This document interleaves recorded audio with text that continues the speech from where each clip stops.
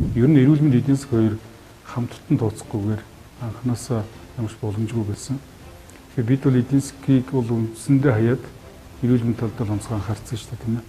Тэгээ өнөөдөр буцаад энэ бол аж ахуйн нэгжүүлүүлээс олждохгүй юм шиг эдийн засаг хүндэрн буцаад маш олон татвар бүрдэхгүй шүү дээ, тийм ээ. Төсөв бүрдэхгүй бол буцаад төрийн албаа агчдын цалин гэдэг чинь төсвийн хөрөнгө оруулалтаар их зардлууч өөрөө хөнгө байхгүй болчихно, тийм ээ.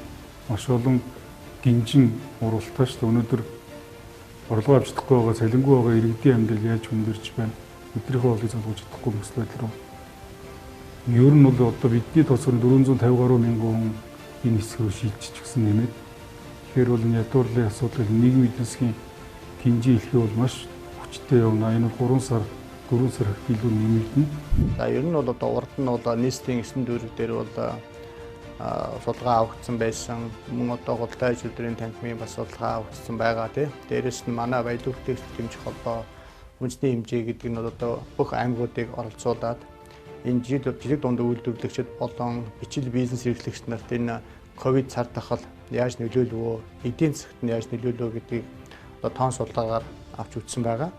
Энэ соон тод судалгаагаар бол одоо манай жижиг дунд үйлдвэрлэгч, жижиг бизнес эрхлэгчдийн 98% нь маш хүнд байна гэж хариулсан байгаа.